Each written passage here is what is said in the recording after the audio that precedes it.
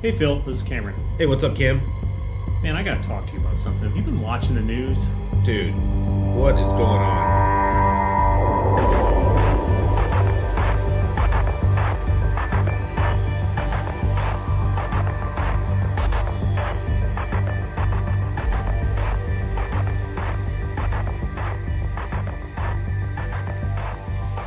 Pocket politics with Phil and Cam. Why? Why are we doing this? I think it's gonna matter.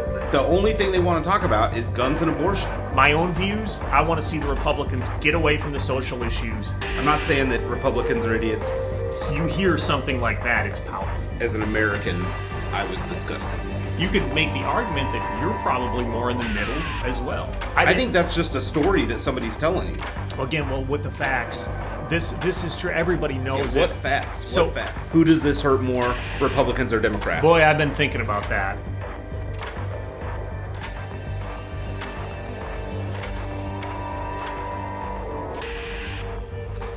Welcome back to Pocket Politics. Cam, another week in the bag. You know what I think is special about this one, though? Is no Donald Trump this week. I'm sure he'll be back next week or the week after, so. Absolutely. But we do have some other interesting topics. We probably could have talked about Trump a little bit, but there's always happenings there, so we'll push it off. We've got this big abortion pill fight around mifepristone. Classified documents leaked. Where did they come from? What is going on? And the fallout from this action. The Tennessee Three, some news around them. We talked about them last week. And what everybody thought was going to happen actually happened. We've got updates on the Dominion voting case, the lawsuit against Fox News. We will talk about a controversial attempt at a pardon in Texas. And finally, we will get to our Senate with some Dianne Feinstein news and Mitch McConnell news and wrap it up with a little bit of discussion on the 2024 POTUS race. Cam, over to you. All right. Hey, so we said it. We're going to start off here with abortion again, back in the news. Here we are. U.S. District Judge has ruled against mifepristone. Says FDA didn't follow their rules on this one. It has set off a firestorm, as everything on abortion seems to these days. It is a hot voter issue. Supreme Court Justice Samuel Alito on Friday placed a hold on this one, on the lower court ruling, until Wednesday night. So, again, abortion back in the news. Go figure, Phil. This one is, well, we'll see what the Supreme Court says about it this week. But what are your thoughts? Well, I don't think we're going to hear anything this week. I think it's going to take a little bit longer. But basically what had happened was somebody, obviously judge shopped, found this judge in the Amarillo, Texas area, Judge Kazmarek, and got him to rule against the FDA approval of the drug. And immediately after, a judge in Washington basically did a similar ruling to kind of counterpunch the original ruling, and that's how this thing turned into a fight. Biden, I think, has already launched an appeal to the Fifth Circuit. However, the Fifth Circuit is notably conservative, so it'll be hard to see if that goes anywhere. But I think, an interesting point on this is that the overall idea that any judge can overrule a regulatory agency that was appointed to do such actions by Congress is kind of unreasonable. I mean, if the Supreme Court allows this could open up, forget about the abortion thing altogether.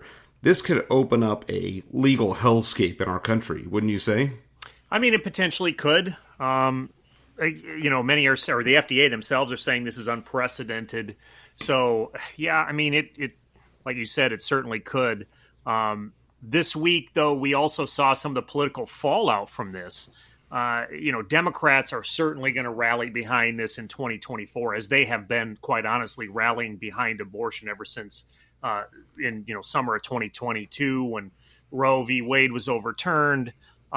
This week we saw Tim Scott, who himself may be a presidential candidate, struggling really to address abortion in an interview on NBC, where he just didn't really seem to have an answer for it, almost trying to dodge abortion. Other GOP members are just straight up trying to avoid it. In the meantime, Ron DeSantis down in Florida passes a 6-week ban on all abortions. But I will say this, he didn't really do it with a lot of fanfare, just kind of signed it and away he went. That's causing a lot of firestorm.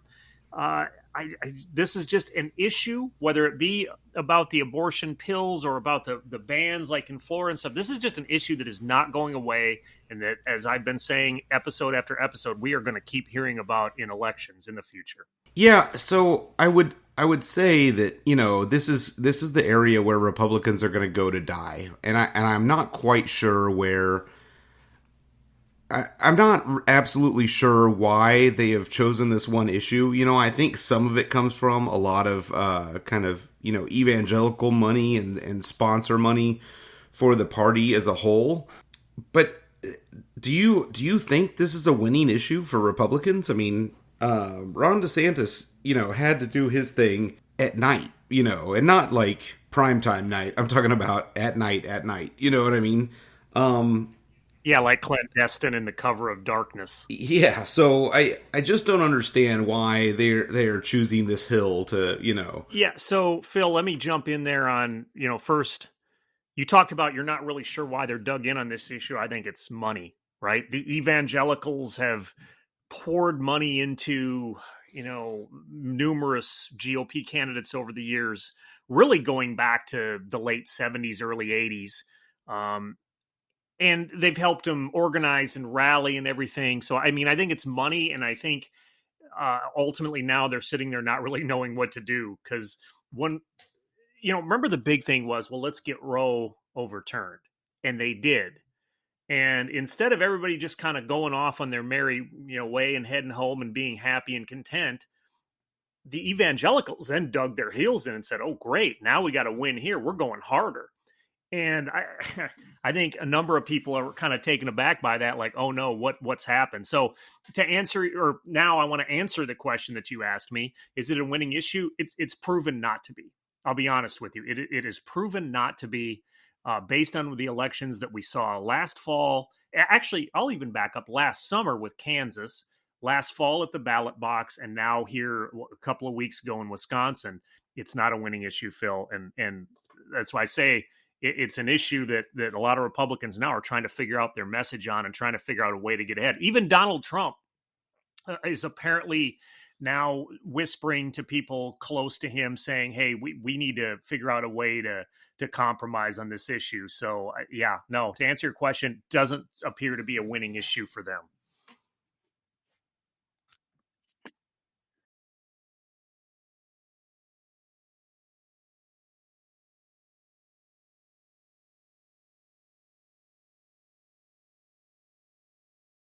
Right? Because I don't think you or I, and we've talked about this multiple times, no, we didn't expect what was going to happen in Kansas.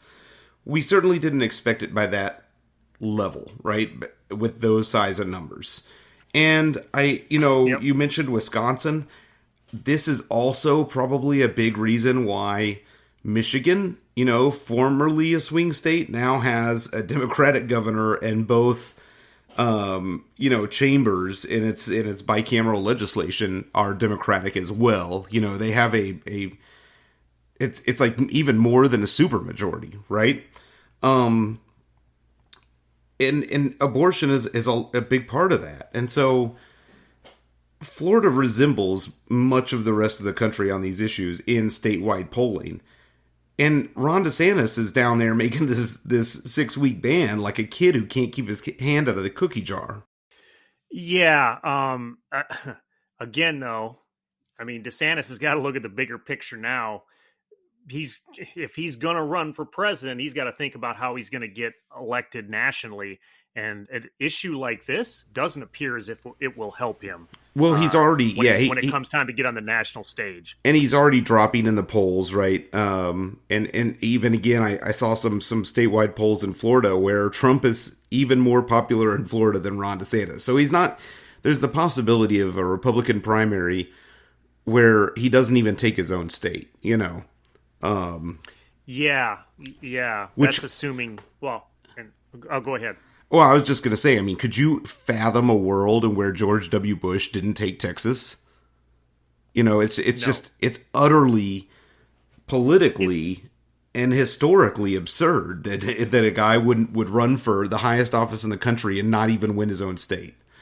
I mean it has happened as recently as the 2000 election when Al Gore lost his home state of Tennessee. But no, I agree with you. For the most part, when you are running for president, you expect to take your home state.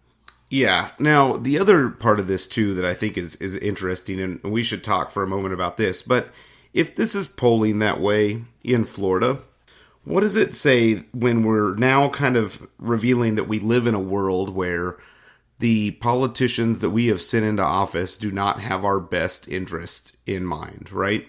And I think that's an interesting thing to kind of focus on here is that a sitting governor of a state is not really working for what his constituents want.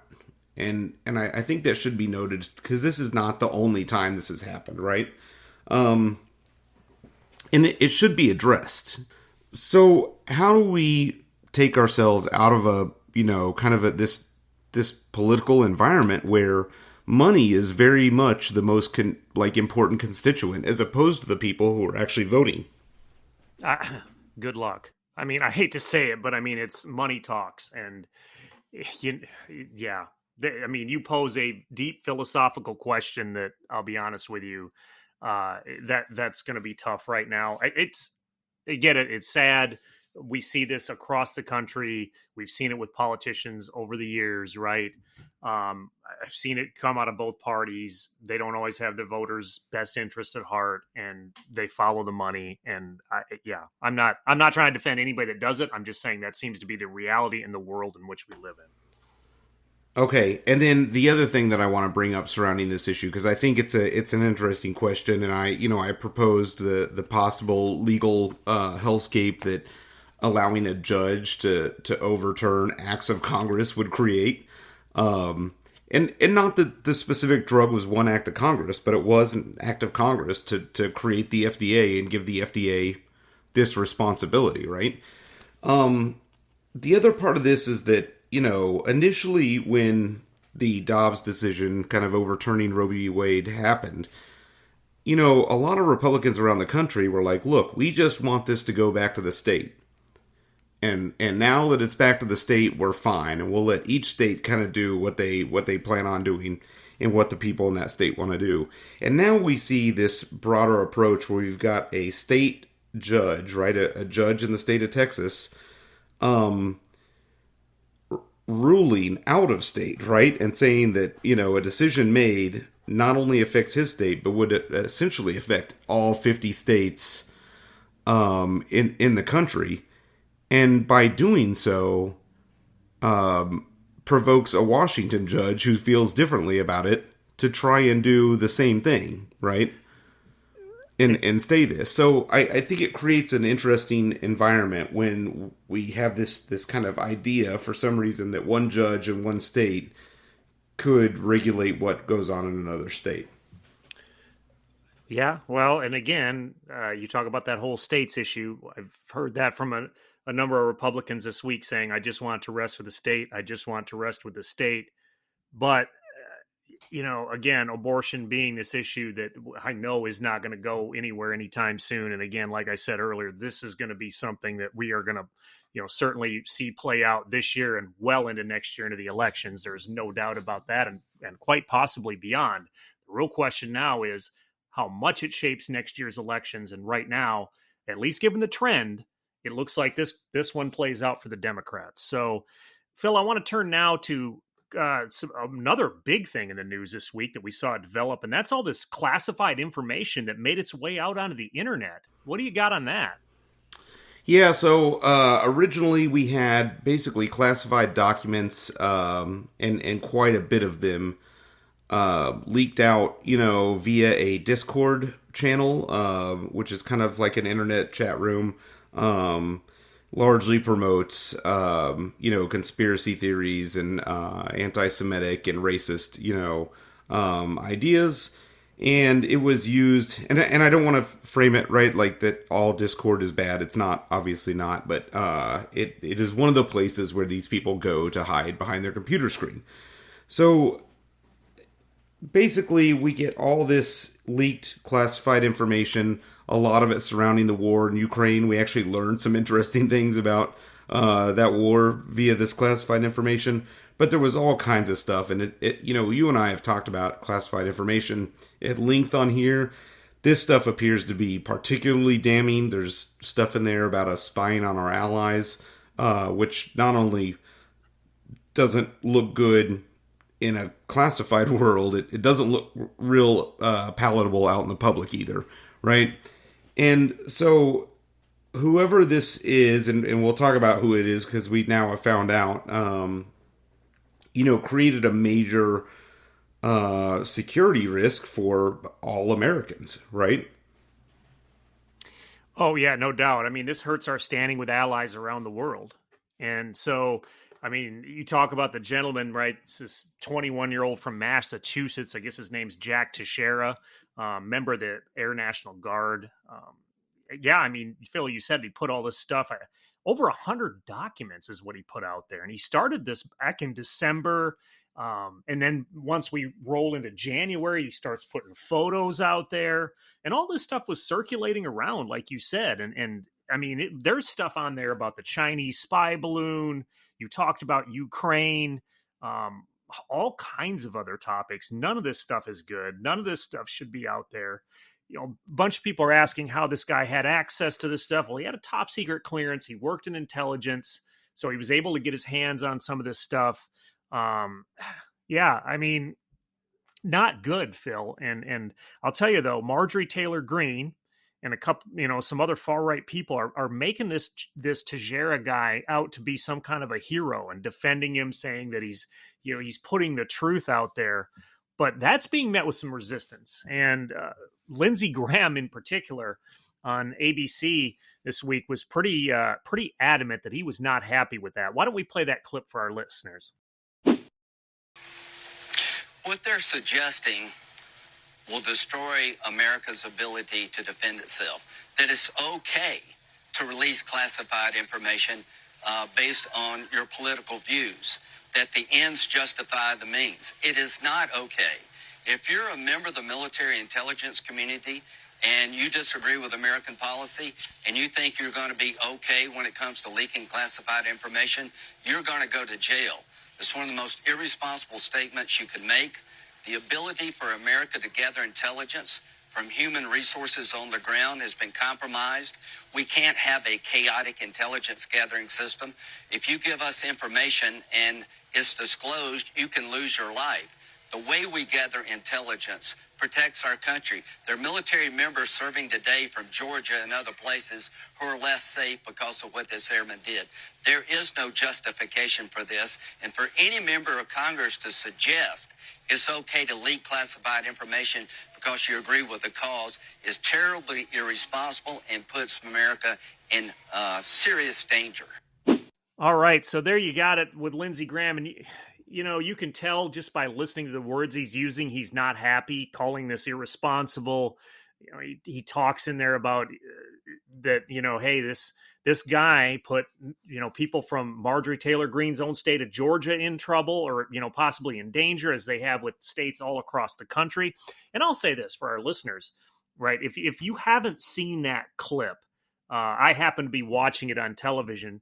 But if you haven't seen it, I'll just share with you. You can see the anger in Graham's face when he's talking about this. He was clearly not happy. And Phil, I don't blame Lindsey Graham one bit. Do you? Well, no, and we've talked about putting people that are in America at danger, but there's also stuff in there about how we collect classified information. There's details in there that involve collection methods and people that do this. And so this not only puts people in the United States that don't have anything to do with the government or the military at danger, it also puts our intelligence officials and our information collectors around the world and in the United States at really high levels of danger, and it harms the military. I mean, this is damaging in so many ways. Oh, definitely. And one has to ask themselves now, how's this going to affect security of classified documents moving forward. And I bring this up because we've heard a lot about classified documents over the last several months, and now we see somebody who's putting all kinds of information all over the internet. So, I guess people have to ask: is this going to change the way the United States does security clearance and background investigations? Does this change anything in how we again handle these documents? I don't really have an answer for you on that, but I think those are some questions to think about, don't you, Phil? I do, and we're living in a state where unfortunately the Office of Personnel Management, which handles that stuff, is already very much underfunded and overworked. I mean, there's a lot of times where secret clearances, which aren't as prioritized as top secret because they're not quite as sensitive and potentially hazardous, but people go a year or 2 years past their expiration before they get a full established new clearance. You know what I mean? Yeah. Yeah, definitely. So that, I think again, that is the question, and I guess we'll watch is this going to change how, like you just said, Phil, we handle all this stuff? Are we going to send more money that way, more resources? I'm not sure. I'm just kind of posing these things for some discussion right now. But going back to what we said at the start of this was definitely not good. I mean, Phil, long-term impact of this, do you think this is going to prove to be pretty damaging to not only the United States but our allies as well? Difficult question to answer. I think in some ways it is. I don't think it's the end all be all. I think its damage definitely is going to apply to the career of this airman, and probably to some other people that are associated with what's going on there. There should have been no way that he was able to leak these documents. So it's not just it's not just at fault of the person who actually took and leaked the documents, but there's also some checks and balances there that were obviously violated. Oh, I would agree. This feels like it's got several layers of mistakes in it. And yeah, I like you said, Phil, hard to say how this is going to turn out in the long term, but it definitely doesn't look good. And again, we see classified documents right back there in the news. So moving on in the news, though, this week, something that I don't think was a surprise at all, both the Justins, Justin Jones and Justin Pearson in Tennessee, were reinstated this past week. So no real surprise there at all. We talked about this whole issue pretty at length last week. I said myself, I thought it was a black eye for the Republicans because, right, there wasn't really any need to do that. And oh, by the way, they're just going to come right back, which sure enough they did. Now, they are going to be in interim roles for right now, but there's going to be a special election to be held in the coming months. I don't know exactly when. Both men say they plan to run. I would certainly imagine they will win and officially get their seats back. But yeah, I mean, I said it last week that I figured this was going to happen. Certainly it did, Phil. What do you got? Yeah, I'll be interested to look at the numbers because I bet you they are going to win at a higher percentage than they did in their regular election, and I bet you they are going to win with a higher overall voter turnout than we saw in 2022. And the reason I'm saying that is because Democrats, like in this era, seem to love them a special election, right? I mean, because it's not just when abortion is at stake, right? We've seen it in other cases that turnout is unusually high in these, and Democrats have an advantage in a lot of these special elections. I mean, I think the last one that we saw that was of significance that went to a Republican was probably Glenn Youngkin's election, wouldn't you say? Yeah, I guess I'd have to stop and think about it for a minute. But yeah, I mean, you say these turn out well for Democrats. It also doesn't hurt these two individuals that the areas that they represent are very heavily Democratic. So, but yes, I think people are probably going to turn out. And I said this last week when I brought this issue up, or when we were talking about this issue, rather, I should say. I said it. I didn't know who either of these two guys were, and quite honestly, had this whole expulsion thing and all that not went down, I probably still wouldn't know who they were. But it happened. I'm not gonna pull out last week's laundry and keep rehashing all that stuff. But like I said, I wasn't shocked to see what happened this past week. And Phil, you're probably right. They're probably going to win by high margins here later this year when we see those special elections come out. As I said, I don't know when those special elections will be, but when we see them, come up, we will certainly bring that up. Well, only Also, because of this, yeah. well, yeah. I mean, otherwise we probably, yeah. Because of this, we'll they're all over the news now. We definitely, along with the rest of the country, know who these guys are. One other note on this before we move on as well. Tennessee Governor Bill Lee this past week signed an executive order strengthening background checks in his state. So there was that. I was surprised to see the governor do that, but nonetheless he did. I will also say this. Tennessee has a 2 consecutive gubernatorial term limit, and he is in his second term, so maybe Bill Lee is not worried about re-election and just decided he would do something he wanted to do. Yeah, and so, it's important because those are things that I think are very agreeable. I mean, they poll really highly nationally to have those background checks, and I think that what we're seeing is that a lot of times these things could have prevented with simple measures that most people support around gun control. I disagree with him on just about everything else, but in the world we live in, Republicans elevated this. They did this to themselves in that state, and who knows? Well, with when we get into the business of talking about state level races with specific candidates and specific cases, Tennessee might be the next Arizona, Cam. I highly doubt it. Very red state again. These Pearson and I'm Jones saying represent. Yeah, I'm saying as far as states that we talk about on a state level and local level. Oh, okay, all right. Let me back up. You may be right there. We may actually be talking about them a lot. I thought you maybe were suggesting that Tennessee was going to flip blue, and I was like, no, I highly doubt it. Jones, Pearson, and then the represent 2 of the biggest Democratic areas in the state. One of the other areas is, I guess, kind of that Knoxville area. But nonetheless, we talked about a lot of that before. We saw it. It played out just as we predicted. These 2 gentlemen are back in the Tennessee House.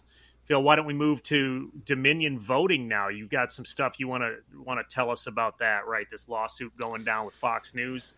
Yeah, so we had some interesting development. The trial kind of, they did jury selection on last Thursday, and it started. We're recording this over the weekend, so it's starting Monday, which will have already happened by the time people listen to this podcast. But some interesting developments on the lead up of the trial. Fox News, it appears, has royally pissed off the judge before the thing even got off the ground. Dominion presented evidence in the days before jury selection that Fox News had been withholding evidence that was requested as part of this trial. And the reason they were able to figure that out is because they had recordings that were given to them from a former producer at Fox News, Abby Grossman, who was fired for speaking out against providing false information, right? And so there was a little bit of news about her when the first big information dump came out against Dominion, and now she is back in the news, and she basically brought out tapes, and we have a clip of one we'll just play with her. This is her doing a pre-interview with a Trump official. Are any of the machines, I know it was on War Room the other day with Steve Bannon, have any of the machines been looked at? He had said that one was looked at in Georgia. I'd have to check on that in terms of Georgia. I know during the audit they did check on those machines. They're really, if we just go off the record for 1 sec here. Yeah, sure, of course. I don't want us to say it if it's not. That's why we're Yeah, checking. I think they have looked at the machines. When the Secretary of State did its audit, there was a lot, I think a fair bit of looking at the machines. The audit came in pretty darn close to what the machine count was with the receipts. So, I don't know the outcome of those, but our understanding, again, this is from the Secretary of State's office, was that there weren't any physical issues with machines on those inspections. It was apparent to whoever the Trump official that was coming on, I think it was Tucker Carlson, or she helped produce with a couple other shows, so it could have been Maria Bartiromo's show as well, but was clear that he did not want to be on the record in saying that the voting machines were fully accurate, and this is really damning. So at the penalty of perjury for Fox News, they were basically caught lying in advance of this trial, so they could already be held liable and guilty for perjury now, regardless of the defamation lawsuit, Cam. I mean, again, trial this week. I think the real question is does Dominion win this suit? Some people say they will. Others are suggesting no. They didn't. They chose not to settle this thing out of court, so they wanted a trial. Again, I'm uncertain how this one's going to go. Like I said, I've heard it. I've heard some people suggest both ways. So I'll be watching this week to kind of see how the trial gets going. Yeah, and just to be clear, just for our listeners, it was Fox that refused to settle. Dominion obviously, wanted this thing to be as public and open as possible. And I don't think there's any real logic around that. I mean, other than thinking they probably have somewhat of a strong case, which I have heard a couple of people say, but the vast majority say that Dominion might be screwed, or sorry, Fox News might be screwed in this and be paying a lot of money. Summary judgment was awarded to Dominion, which already doesn't look bad. It kind of shows that how things are going to go, but we will see. Again, I'm not a lawyer, I'm not a legal expert, so we'll leave it with that. On to our next story, controversy down in Texas. Cam, what do you have about this? All right, Greg Abbott, he is trying a potential pardon down there. He says he wants to try and pardon convicted murderer Daniel Perry. Perry himself was working as an Uber driver in 2020 when he killed a Black Lives Matter protester. Now, Perry says it was in self-defense. Others certainly say it wasn't in self-defense. I've read some stuff on this. Perry claims that as he was, I think, driving his car, he drove into some protesters who started knocking on his car. He's saying that a guy a protester who was open carrying an AR-15, and he was legal to do so, swung it up, and Perry claims he pointed it at him, in which case he pulled out his handgun and shot the man. Now, others have said, no, that wasn't how it went down. This person who was killed had the barrel of his rifle pointed at the ground the whole time. So there's, I've read different stories on that. This all, of course, came out during the trial. It is of note, Perry himself has a history of making all kinds of racist posts on his social media things. But what's interesting here is under Texas law, the governor can't just pardon someone like, say, the president of the United States, or governors in many states can. He can only pardon down there if the state's board of pardons and paroles supports it. Now, I want to point out all the current members of that board were appointed by Governor Abbott. So going into this thing, it looks favorable for Abbott, who says that, he wants the board to look at it as quick as they can. Yeah, I mean, this thing all comes back down to the whole stand your ground, defending yourself thing. Well, let's be clear. It doesn't come down to the stand your ground thing, because that was the defense that they tried to use, that Perry's lawyers tried to use, and it didn't work. A jury voted in favor of convicting this guy of murder, right? And you mentioned some of his previous stuff. I mean, there was a text that was sent from his phone. This is just one of them. There's others that are worse, that says, "Too bad we can't get paid for hunting Muslims in Europe." and another Facebook message that he had sent from his own account saying, I am imagining standing on a rooftop with a MAGA hat saying looters will be shot, leave the area immediately, and then count down to 0, or when they start breaking down the front door, just opening up like it's open season. Which didn't bode well for him in court. And so you talked about this, the defending yourself in the stand your ground. What I am saying, Phil, is, and you are correct, right? This thing didn't work in court. But what I am saying is it's bringing the whole stand your ground thing back into the news and the headlines. And here's something that's interesting. Texas law says you cannot defend yourself if you started the altercation. And I think that's how basically what they used to convict Perry in court, was saying that, hey, the jury at least felt that Mr. Perry started this whole altercation, at which point, according to Texas law, if you start a fight, then you can't just kill somebody and claim, self-defense on this and that you were standing your ground. It probably didn't help that they had a text message they'd sent saying may have just killed a homeless man by accident, and a meme on his Facebook page picturing somebody running people over with their car. I mean, I just think this is really bad optics for Abbott. Apparently that doesn't affect him much because he's had plenty of opportunities to dig his own hole before, and he somehow comes out on top of it. But it's kind of disgusting. I mean, to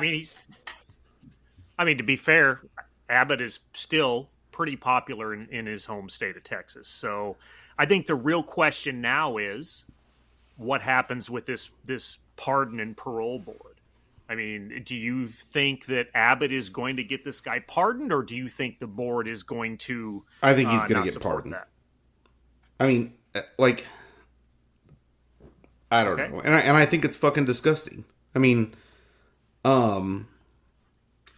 for people to, the fact that people keep talking about these Black Lives Matter riots, right? Like they did any serious damage, and there was damage done. I will concede that. But the fact that there was a ton of damage done. Yeah, but guess what? The fact that people are upset, and it wasn't a ton of damage. It really wasn't. It was. I mean, in Minneapolis, they burned police stations. They just looted Portland, Oregon. Those were disgusting, as far as I'm concerned. Now, I'm not trying to defend Perry. I'm not. But those BLM protests, I think, were disgusting themselves. Everybody has the right to protest. But when you start looting and rioting and burning police stations down, that's taking it to a whole nother level. And I thought that was okay. So there was a police station burnt down in Minnesota. All right, the Oregon thing we have to throw out because they've proven now that that basically a lot of that damage was caused by white supremacist and fringe far-right groups going in and causing the damage, not the protesters, right? And then also at the same time, and that's proven, and at the same time, picking fights with the protesters and going in with baseball bats and beating them as well too. But you got to remember, this is on the back of people dying because they didn't even get their right to a jury trial. They were just killed by police. And if that was happening overwhelmingly to a group of people that you were associated, you would be angry as fuck too. And I get it that it's not okay to damage property, and it's not those property owners' fault. But sometimes things are going to get out of control. I mean, even Martin Luther King sometimes had trouble keeping people from entering into violence during his marches, right? I'm not saying that's justified. Okay. I'm not saying it justifies it. But it happens. The thing is that no level of property, right? Property being burned, property of any of this is worth more than a human life, right? It's just not. Human lives are... Now, I clearly disagree. Okay. I got it, but I disagree with you on the minimal damage from this. We talked about the police station. I hadn't heard about the stuff in Oregon. I don't have all the stacks of what all went on around the country, but I do remember in 2020 seeing these BLM protests when there was just riot after riot after riot. I thought they were disgusting, And again, you want to peacefully protest, I'm with you. But when you start damaging things, when you start raiding, when you start looting, when you start rioting, when you start burning police stations down, that takes it to a whole nother level. And I know people in the Minneapolis area, and they were terrified to even leave their homes. That's how bad it was getting. Dude, This was not good. Now, again, I'm not defending Perry. I'm not saying that you should just go kill people. And you know what? I understand, right? The George Floyd thing, that was disgusting. Watching him die at the hands of Derek Chauvin, that was disgusting. But I think there is a right way to handle protests, and I don't believe the BLM one was a right way to handle it. Again, I'm not suggesting that you should just go kill protesters, but on the BLM things themselves, I thought they were disgusting. okay. But also remember, you think they're disgusting when you are not being persecuted by your police, right? You if you were to do something, you would be led fairly through the trial process, right? And you say you know people in Minneapolis. I know people. I have family in Minneapolis. Wealthy white people, right? That supported this, that are okay with it, that weren't scared, that didn't think it was a big deal. So maybe the difference is that one party affiliation, one party's news channel fear mongers and tries to scare people, and also, by the way, we're finding out lies to them blatantly, and other people's news channel empowers the good behavior in protest and responsible policing, and not pardoning a fucking criminal that was convicted of murder for driving his car into a protest, which, guess what? The Dallas protest was largely peaceful. All right. Again, you want to pick on Fox News. Look, I've sat and watched CNN and all these other things, and Mother Jones and all the left-leaning whatevers want to deny the fact that these BLM protests were violent and out of control. There were violent, but there were some violent facets to it. The largest amount of these protests were peaceful and fine. Okay, and I'm not picking on. I'm glad. I'm not picking on Fox News. No, I'm glad you're okay. No, just to set the record straight, Cam. You seem to be. No, just to set the record. No, you seem to be, and I'm not. So just to set the record straight, I'm not picking on Fox News. They're doing this to themselves, right? I'm not making up shit. I'm just pointing out the fact that it is proven there is receipts out there showing that they lie to their own listeners. And you and I both know they fearmonger. That's not anything new. And the left does too. So again, you and I clearly disagree on this. I'm glad you thought they were peaceful, hold your hand protests. I didn't. I thought they were disgusting. And by the way, to set the record straight, I have also talked about before and have brought up my feelings that I fully understand people being upset about George Floyd murder and several of these other things. And I have said on this podcast, and I've said to you in private, that I do think we need to look at policing in this country, and I'm not defending. No, and I agree. I will stick by what I said. Yeah, I agree. I want to stick by what I said. That I think there's a right way to handle protesting, and I don't care what side of the aisle you sit on. I don't like to see them turn violent. Cam, it sounds to me like you're making it sound like I am saying it's okay to be violent. I'm not saying that at all. I agree with you that there is a right way to do this. I think what you and I largely agree on this subject, right? You and I are getting caught up in the place where the fight is being picked, which we don't do on this show. So let's wrap that one up, put it in a box and put it away, and move on to Dianne Feinstein. You want to talk about that?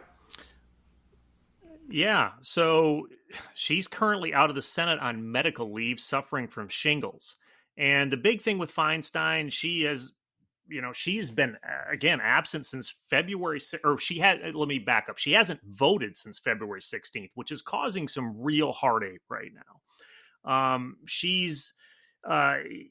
Right now there is, let's see, looks like she has missed over 50 votes. And there are 12 judges right now that are being held up from advancing by the Senate Judiciary Committee, of which she is a member. Now, she's asked to be temporarily replaced on this one. And, the own chair of the Senate Judiciary Committee, Dick Durbin, he said having her absent is definitely slowing down judicial nominations. And so right now there's squabbling within the Democrats, right, about whether she should resign or she should stay. One of the Democrats that's been pretty outspoken about it this past week, California Congressman Ro Khanna. And we've got a little clip here of what he said earlier on Fox News. Why don't we play that? Well, only in Washington would you get criticized for saying something so obvious. I have a lot of respect for Senator Feinstein, but she's missed 75% of votes this year. She hasn't been showing up, and she has no intention. We don't know if she's even going to show up. She has no return date. In contrast, Senator Fetterman has said that he's going to show back up on April 17th. So it's one thing to take medical leave and come back. It's another thing where you're just not doing the job. The reality here is there's the sense, well, you need to have a deference to these senators who've served so long. How about a deference to the American people? How about an expectation that if you sign up to do one of these jobs, you show up? Okay, so basically what he's saying is that, hey, if you are voted in to go to the Senate or to any political office for that matter, that you should be there to do your job. And he's concerned about Dianne Feinstein not being there. Now, he's taken some heat as well by others have said that, why aren't you saying the same things about Fetterman?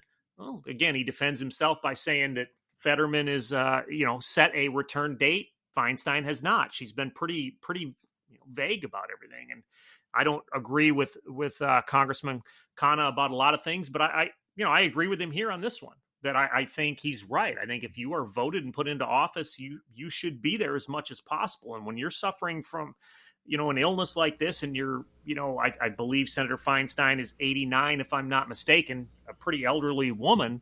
I mean, there is going to be questions about this. So I don't know, Phil. I mean, what do you think here? Are we going to see Senator Feinstein resign, stick it out? What do you think? So I feel like she's going to be stubborn. And there was some options. She has asked that somebody, or that, Dick Durbin appoints a temporary fill-in for her on the Judiciary Committee.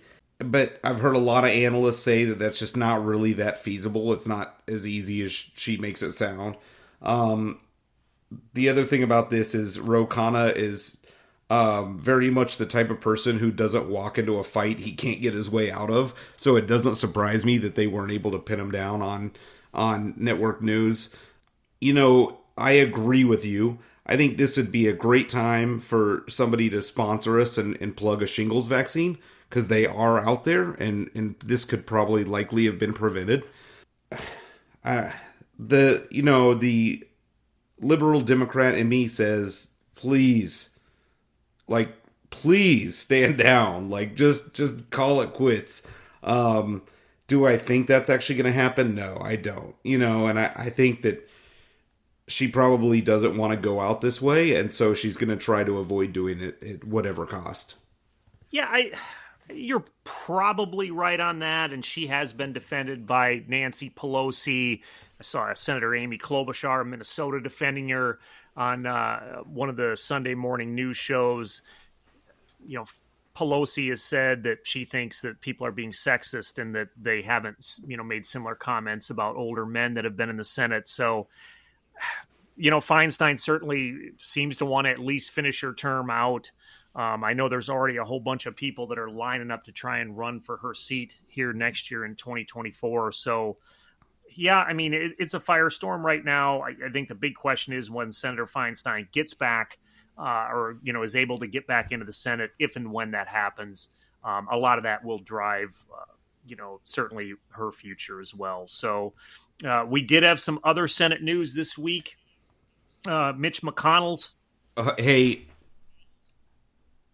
before you do that, let me do the transition, because you just said, what was it you said? You said they're saying it's sexist and they wouldn't talk about old white senators. Yeah. Or old male senators this way.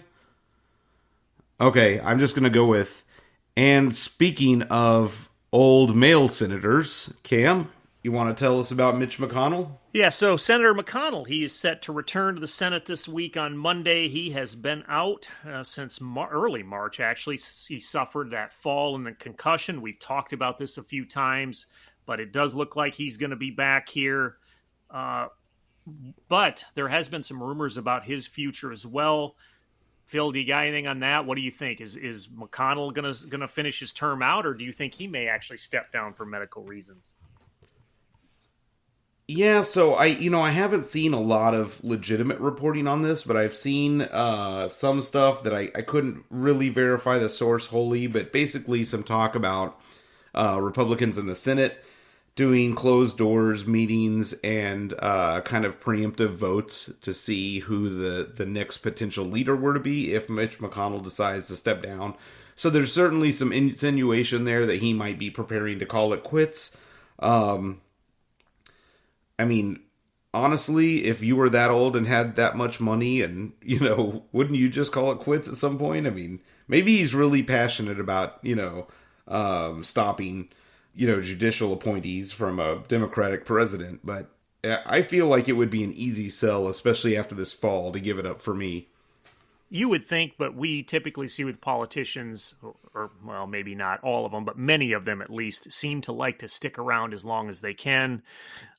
He's not up for re-election until 2026, so he's got a couple of years yet. At which point he'll be, I think he's 81 now. So I mean, we'll be looking at him being what 83, 84 years old when it's time for him to run again. Um, well, I mean, like to say that's getting pretty old, but hey, in the case of people, we just talked about one that's older, Dianne Feinstein. So, I mean, who knows? I think he's probably accomplished everything he's wanted to accomplish. He's been the leader of the Republicans in the Senate for a number of years now. I don't know what more he's really got to prove to anybody. I think now it just depends on whether he wants to stick around or not. And some of it will depend on how he's feeling. Other than this fall and this concussion, I haven't heard of any other real health problems that he's going through. But nevertheless, it's good to see him. Good to see him back out there, and I'm glad to hear that all is going well with him. So why don't we turn quick to a little bit of presidential election news, just really quick. And I say election, talking about the 2024 election. Few developments this week. Number one, Mike Pompeo said he's not running. Now, he released kind of an interesting book. I say interesting. Why don't we just say controversial book here earlier this year? A lot of speculation out there that he was going to try and run, but he said this week he is not interested and no thanks. Tim Scott, senator out of South Carolina, we talked about briefly earlier in the show. He's apparently put together an exploratory committee for 2024. People say he's likely to attempt to run out there. We talked about DeSantis earlier. He still hasn't announced, even though people talk about him like he's in this race. But I don't know that it really matters because none of these candidates are gaining ground on Trump. If anything, Trump seems to be getting more popular. And it's kind of an interesting strategy now. Trump is almost like trying to push these other candidates like Ron DeSantis more to the right and kind of push them off that cliff, if you will. And seeing that with abortion with a DeSantis and some of these other issues that have come up.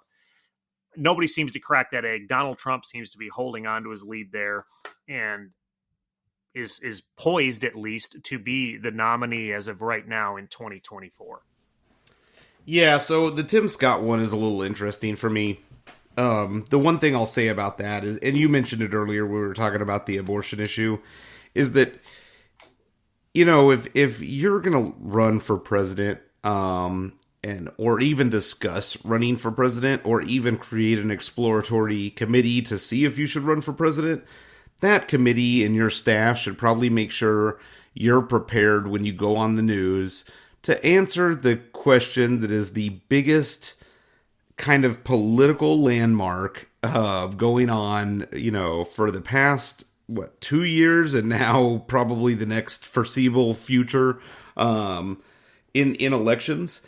And he laid an egg on live TV. I mean, it was just like, if you can't answer the abortion question, right, wrong, indifferent, I mean, obviously people feel different about this issue. So if you just can't have a solid opinion on it, you're never going to be successful on a national stage. I think Tim Scott stands no chance.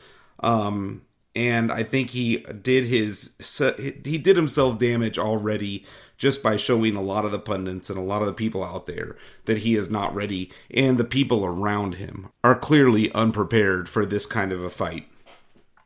Yeah, I mean, I think we talked about Scott before. I mean, he's got an interesting story that people seem to like, how he rose from poverty into the business world and into politics. But I mean, you said it.